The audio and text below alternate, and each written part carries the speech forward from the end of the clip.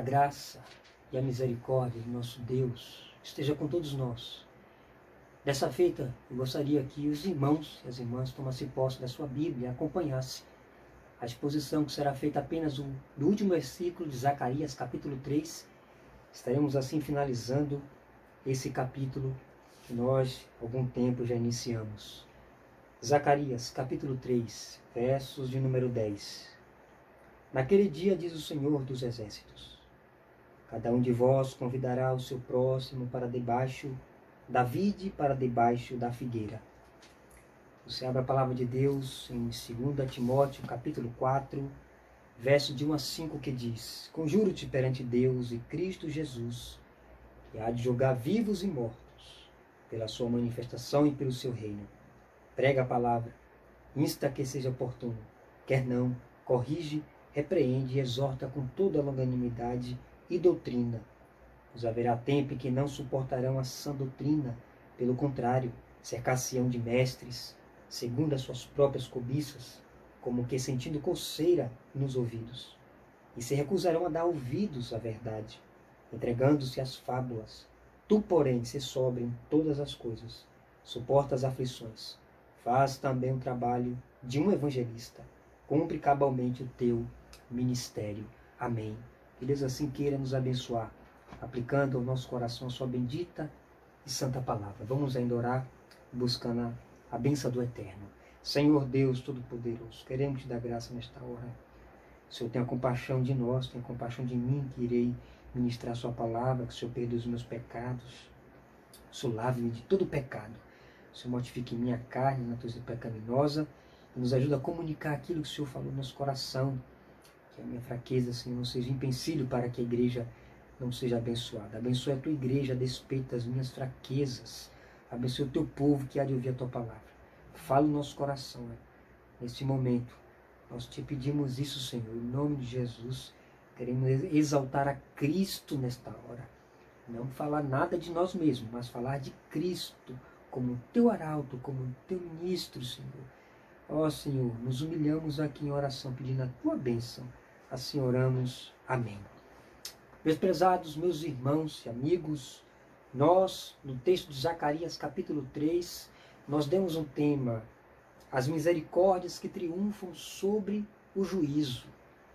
Nós, na última abordagem acerca desse capítulo, do versículo 9, nós falamos acerca da promessa de um Redentor em cima de Zorobabel e que apontava para Cristo.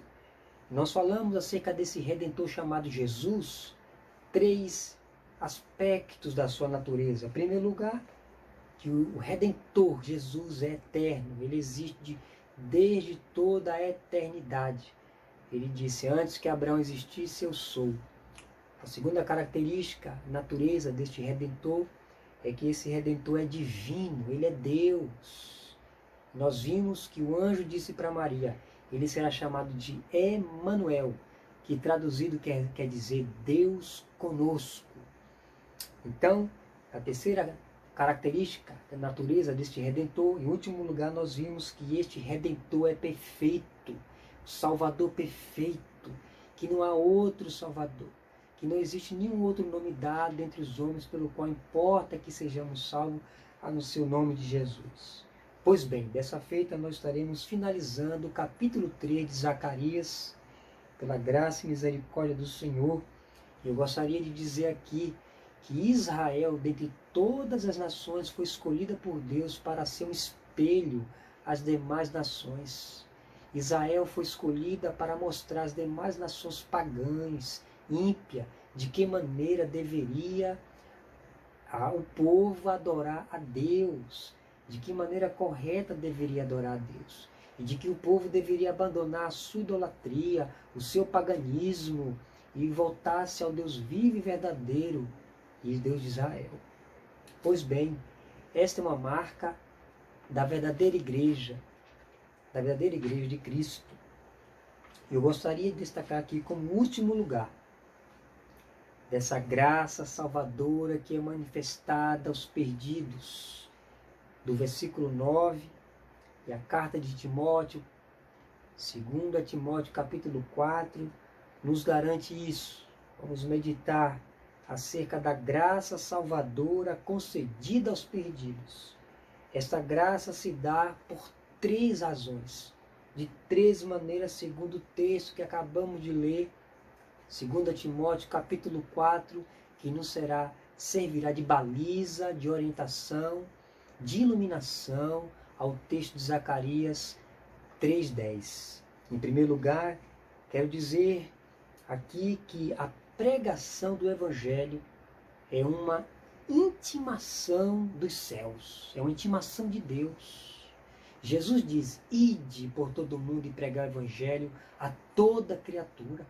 É o dever da igreja pregar o Evangelho, é uma intimação de Deus, é uma intimação dos céus.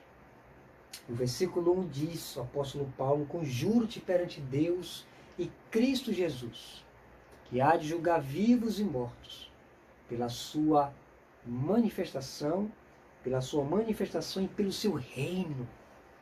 O apóstolo Paulo chamando Timóteo à seriedade da pregação do Evangelho de Cristo. Isso é muito sério. A igreja deve levar a sério a pregação da palavra de Deus. Primeiro, porque é uma intimação dos céus. Conjuro-te. O apóstolo Paulo está muito mais do que um simples rogo. Ele estava veementemente rogando a Timóteo que pregasse o Evangelho. E ele vai dizer por quais razões deve-se pregar o Evangelho. O apóstolo Paulo estava de maneira enfática dizendo a Timóteo: prega o Evangelho, conjuro-te diante de Deus e de Cristo Jesus, que há de julgar o mundo, há de julgar os vivos e os mortos, pela sua manifestação e pelo seu reino. Então, de 3 maneiras nós podemos aqui dizer, nesse primeiro ponto, subpontos, porque a intimação dos céus, a pregação do Evangelho é coisa urgente, porque Deus julgará. Essa é a primeira verdade. Deus julgará vivos e mortos. 2 Coríntios capítulo 10, verso 5, Paulo diz: porque importa que todos nós compareçamos perante o tribunal de Cristo, para que cada um receba o bem ou mal que tiver feito por meio do corpo. Deus julgará o homem. Deus julgará o mundo. E o que será daquelas pessoas que não deram crédito ao amor da verdade? O que será daquelas pessoas que não acreditaram na mensagem do Evangelho de Cristo? Será um fim trágico, triste, eternamente. Em segundo lugar, deve-se pregar o Evangelho porque Cristo vai se manifestar. Paulo diz: pela sua manifestação e pelo seu reino, Jesus irá se manifestar. Ele vai se revelar. A parousia, sua segunda vinda está próxima. O apóstolo Paulo em Romanos diz que a nossa salvação está agora mais perto do que quando, num princípio, cremos. Deixemos, pois, as obras das trevas, pecado, fornicação. Deixemos, pois, as obras das trevas e revistamos das armas da luz, porque a nossa salvação está agora mais perto. Jesus irá se manifestar. Por isso que a igreja, por isso que Paulo está dizendo para Timóteo: pregue a palavra, conjuro-te de maneira veemente. Pregue a palavra, Timóteo. Insta que seja oportuno, quer não, porque o Senhor Jesus irá se manifestar com poder e grande glória, tomando vingança contra as nações ímpias e pagãs, que não deram crédito ao amor da verdade. Em terceiro lugar, pelo seu reino. Paulo está dizendo: pregue o Evangelho, porque o Senhor Jesus irá se manifestar, E pelo seu reino, a sua igreja, o seu reinado. O apóstolo Paulo fala lá em Coríntios que teve um caso que os crentes, os irmãos, levaram uma causa que era para julgar entre eles e levou ao magistrado civil. E Paulo chamou a atenção daqueles crentes dizendo: não há nenhum sábio entre vós que possa julgar esta causa entre vocês mesmos. E foi capaz de levar a um ímpio. Não sabeis vós que vós mesmos julgareis até os próprios anjos? Então, a pregação do Evangelho é algo sério, porque diz respeito a uma intimação dos céus, ide por todo o mundo e pregar o evangelho a toda criatura. Isso deveria estar latejando no coração de cada crente. Deus julgará as nações pela sua manifestação e pelo seu reino, pela sua igreja. O Senhor julgará o mundo. Por este fato, a igreja não deve de maneira alguma fazer vistas grossas. O apóstolo Paulo diz: essa incumbência está sobre meus ombros, e ai de mim se eu não pregar o evangelho. Imagina aí como temos lidado com essa verdade. Nós temos pregado o evangelho a tempo e a fora de tempo. Nós temos acordado o povo para a realidade de Jesus que está vindo, que vai ter um julgamento final. Segunda verdade, por que devemos pregar o evangelho? O apóstolo Paulo, no versículo 13 e 4, diz: pois haverá tempo em que não suportarão a sã doutrina. Pelo contrário, cercar-se-ão de mestres segundo as suas próprias cobiças, como que sentindo coceira nos ouvidos, e se recusarão a dar ouvidos a verdades, entregando-se às fábulas. É urgente pregar o evangelho de Deus, é urgente, porque tem muita gente perdida. E Paulo diz aqui a razão de se pregar o evangelho: por conta da resistência, da incredulidade dos homens, por conta da aversão à verdade. E nós já estamos vivendo esse contexto, não só fora da igreja, mas dentro da igreja, pessoas que resistem fortemente, como o apóstolo Paulo falou para Timóteo, com respeito a Alexandre Latueiro, que resistiu fortemente às nossas palavras. Tu, pois, foge dele. Então, a resistência contra a verdade, a aversão contra a verdade, a doutrina de Cristo, não é uma verdade apenas fora da igreja, é uma verdade dentro da igreja. Pessoas que no tempo que tem de crente, já deveria ser mestres, ainda precisa ser alimentada com leite. Por isso que Paulo disse: leite vos dê a beber, não alimento sólido, porque ainda não poder suportar. É triste um crente que passa anos na igreja, e não conhece a doutrina da qual professa, não conhece o Cristo do qual proclama. O apóstolo Paulo fala: por tristeza nossa, é que há muitas pessoas ainda que não conhecem o evangelho de Cristo. Então a segunda verdade, que deve se pregar o evangelho a tempo e a fora de tempo, é que verá um tempo em que as pessoas não vão suportar, não vão querer ouvir o evangelho da graça, não vão querer ouvir a verdade, porque sentirão coceira no ouvido, ficarão incomodadas com a verdade. Serão como na época de Estevão, que Estevão foi apedrejado, quando Estevão começa a pregar o evangelho, e aquelas pessoas, aqueles judeus, tapam os ouvidos para não ouvir a verdade, e apedreja Estevão. Então, infelizmente, há pessoas que resistem, não só fora da igreja, mas resistem fortemente à palavra que é pregada com fidelidade dentro da própria igreja. Muitos e não poucos resistem à verdade, não só fora, mas dentro da própria igreja. E por isso que o apóstolo Paulo fala para Timóteo: exorta, repreende, corrige, com toda a longanimidade e doutrina. Para corrigir, tem que ter doutrina, tem que ter conhecimento.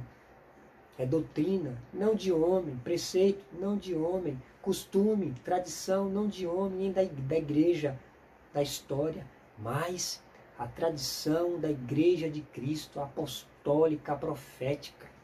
Porque a verdadeira igreja está fundamentada sobre o ensino dos profetas e apóstolos. O Senhor Jesus falou: ensinando-vos a guardar tudo o que eu vos tenho ordenado. É o que Cristo ordenou, que devemos pregar o evangelho. É que devemos pregar, que devemos anunciar, que devemos ensinar. Há pessoas que não conhecem direito a doutrina de Cristo. E quando ouvem certas pregações, se sentem incomodados ou incomodadas, porque a vida não está no altar de Deus, não está na brecha. Então isso é triste. Paulo diz para Timóteo: prega o evangelho, porque haverá tempo em que as pessoas não vão suportar ouvir a verdade. Nós já estamos nesta época. As pessoas não aguentam ouvir a verdade, se incomoda com a palavra. Diz um pregador, as pessoas passam tanto tempo aborrecendo a Deus, quando é tocada pelo Evangelho se sente aborrecida. E ele diz, deixe ficar aborrecida, porque por quanto tempo aborrecem a Deus? Então, não devemos, meus irmãos, de maneira alguma, nos titubear a anunciar o Evangelho. Devemos pregar o Evangelho com fidelidade, exortando, tanto mais quanto aquele dia que se aproxima, o dia de Cristo. O apóstolo Paulo fala para Timóteo, seja firme, seja viril, firme, varonilmente falando, seja firme, né?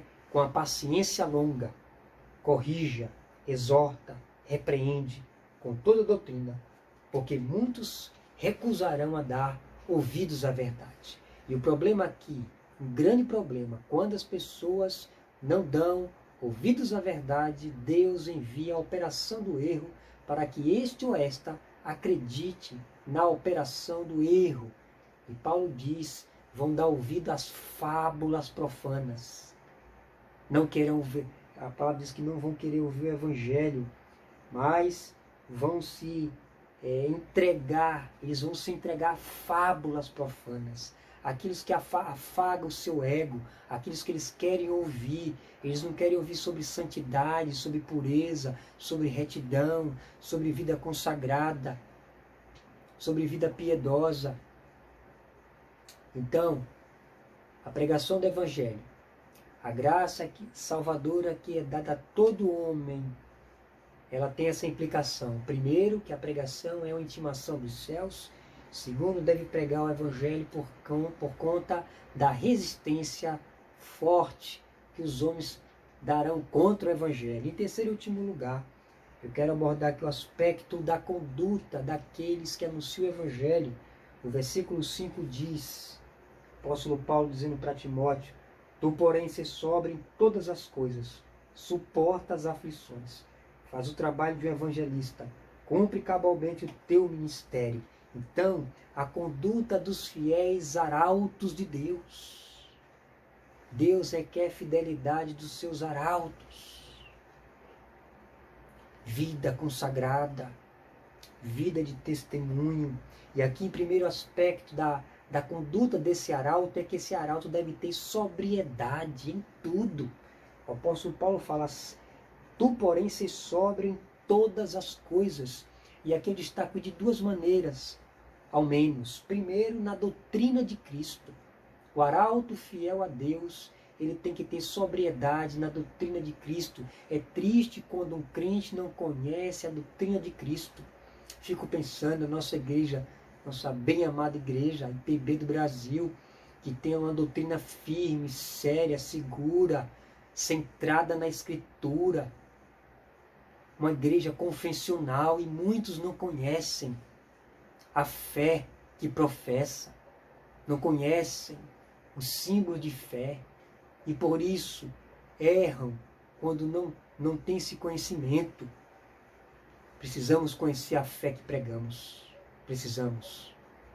A palavra de Deus diz que devemos ser sóbrios na doutrina de Cristo. Precisamos pregar a doutrina de Cristo. E a doutrina de Cristo diz respeito ao que Ele ordenou. O que Cristo ordenou, devemos fazer. O que Ele não ordenou, o homem não pode alvitre levantar nada, nem que seja de boa intenção, para pregar o Evangelho. Devemos pregar o Evangelho puro e simples, como eles pregaram.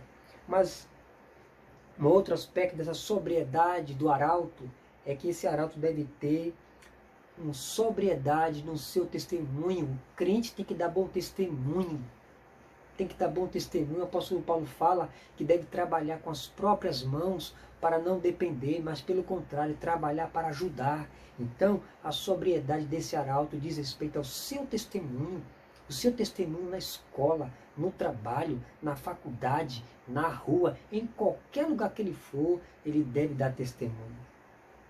O missionário Onésimo pregando para nós, quinta-feira, no culto de oração, sobre o tema pandemia, missões em tempo de pandemia, ele falou uma expressão, Zoe, de uma tribo indígena. A palavra Zoe quer dizer gente legítima. Zoe quer dizer gente legítima. E o crente deve ser o Zoe de Deus. Você, meu irmão, deve ser um Zoe de Deus. Não deve ficar incomodado quando é exortado, não. Você deve dar graças a Deus, porque estes querem o seu bem, para que você cresça na graça e no conhecimento de Deus. Então, a igreja do Senhor, o arauto de Cristo, deve ser um Zoe de Deus, ou seja, gente legítima, de bom testemunho. E como terá bom testemunho se não conhece a doutrina de Cristo? Como terá bom testemunho se não tem uma vida de devoção, uma vida de oração? Escanteia a Bíblia, não lê a Escritura, lê quando quer, lê quando pode, ora quando quer, ora quando pode. Não é uma postura de um arauto fiel de Deus. E para se pregar o Evangelho precisa ter essa sobriedade no testemunho. Deve ser um Zoe de Deus. Não esqueça disso. Você deve ser um Zoe de Deus. Um crente legítimo de Cristo. Segundo lugar, o apóstolo Paulo fala para Timóteo, suporta as aflições, ou seja, resistência na adversidade. Na pregação do Evangelho existem adversários ferrenhos, como a China, o Xi Jinping, imperador chinês, que proibiu a pregação do Evangelho, a comercialização da Escritura Sagrada, e os crentes sofrendo, como na Coreia do Norte, ou a Coreia do Sul, com aquele imperador coreano, 50 mil crentes presos por conta do Evangelho. Então Paulo está dizendo para Timóteo, suporta as aflições. Então o fiel arauto de Cristo deve ter resistência na adversidade. E somente na graça de Cristo, somente orando, somente levando Deus a sério, amando a palavra de Deus, amando a oração, é que podemos enfrentar as adversidades opostas pelos inimigos. Em terceiro lugar, não só resistência na adversidade, mas o apóstolo Paulo diz aqui no versículo terminando, faz o trabalho de evangelista, cumpre cabalmente o teu ministério. Ou seja, o apóstolo Paulo aqui agora está dizendo perseverança completa no anúncio do evangelho. A perseverança completa no anúncio do evangelho, na proclamação do evangelho. Cumpre cabalmente o teu ministério. Estive na Paraíba um tempo atrás, conheci um homem de 90 anos, de nome de seu Joaquim. Lembro das suas palavras, um homem de 90 anos, firme no evangelho, dizendo, irmão Marcos, estou como o apóstolo Paulo, combatendo o bom combate, completando a carreira e guardando a fé. Eu disse para ele, para este a coroa da justiça está reservada, porque ama o Senhor. Que testemunho desse homem. O Senhor o chamou para a sua presença, para a sua glória, já está com o Senhor. Mas veja, um homem de 90 anos, dando esse testemunho do Evangelho, um exemplo para nós, para mim, para você, um Zoe de Deus, um legítimo arauto de Cristo, o seu Joaquim. Combati o bom combate, completei a carreira e guardei a fé. É isso que o apóstolo Paulo fala. Seja perseverante no anúncio do Evangelho. Cumpre cabalmente faz o trabalho de um evangelista, cumpre cabalmente o teu ministério. Meus irmãos, minhas irmãs, nós devemos ser capazes de no final da nossa vida dizer, aleluia, Maranata, ora vem Senhor Jesus, porque tudo que o Senhor me pôs as mãos eu fiz conforme as minhas forças, conforme as forças que foi me dada. Então, que bênção é dar esse testemunho. Eu queria fazer aqui as considerações finais. Primeiro, a nobre missão da pregação do Evangelho, de proclamar o Evangelho da graça, diz respeito à Igreja de Cristo. Os anjos anelaram fazer esse trabalho que a Igreja tem dada por Deus, conferida, outorgada por Deus. A pregação do Evangelho é uma bênção você pregar o Evangelho. Mas é uma bênção pregar o Evangelho dentro daqueles parâmetros, da conduta fiel do arauto, sendo sóbrio na doutrina e sendo sóbrio no testemunho como zoe de Deus, como um crente legítimo. Você é um crente legítimo? Você ama a oração? Você ama a palavra de Deus? Quanto tempo você ganha lendo a Escritura? Você tem tempo, a sala, o seu quarto de oração, como os puritanos? Os puritanos, conta a vez que um puritano foi fazer uma casa e o arquiteto fez toda a casa, toda a planilha, e o puritano foi olhar a planta da sua casa e ele disse, e ele começou a chorar, E o arquiteto ficou incomodado com aquilo, será que eu fiz alguma coisa errada? E ele diz, o que é que está errado, senhor? Me diga que eu conserto. Ele diz, falta o quartinho de oração. Então, muitos crentes, para ser um zoe de Deus, um legítimo arauto de Cristo, tem que ter o seu quartinho de oração. Tem que ter a sua oração secreta com Deus. Você tem que orar com Deus, como Jacó no Val de Jaboque, lutar com Deus. Pedir para que Deus mortifique a sua carne, mortifique o seu pecado, ele revista de Jesus. Segundo lugar, como você tem comunicado o Evangelho de Deus? Se é que tem comunicado, você tem usado os meios que Deus tem dado, pela sua graça e misericórdia, anunciado o Evangelho? Será que quando chega à sua mão um artigo, um versículo bíblico, uma passagem bíblica, um vídeo de uma pregação fiel, de homens fiéis, de homens sérios, você passa além? Você tem a preocupação de pensar num colega seu, numa amiga sua, que não é crente, e passar aquela mensagem do Evangelho? Se você não tinha, a partir de agora, você precisa ser um zoe de Deus, um crente legítimo no anúncio do Evangelho. E para você que não tem ainda Cristo, eu queria dizer que a porta da graça do Evangelho está aberta agora para você. Você que não tem a Cristo, entre por esta porta. A porta da graça, Zacarias, o profeta, diz, o Senhor falando por Zacarias, Deus falando por Zacarias, que naquele dia um dirá para o seu vizinho, venha para debaixo da figueira, venha para debaixo da vide. E essa figueira e essa vide representa Cristo, representa Jesus, que Deus enviou ao mundo para buscar e salvar o que se havia perdido. Se você ainda não tem Jesus, se você não está debaixo da figueira, venha para debaixo da figueira, a fim de que você possa ganhar perdão de pecados, comunhão com Deus e vida eterna, e não tenha um destino triste como os demais que resistem fortemente à palavra de Deus, que sente coceira nos ouvidos, se incomoda com a verdade do Evangelho, porque anda em pecado, anda em trevas, anda em rebeldia contra Deus. Não seja como esses, venha para o caminho estreito.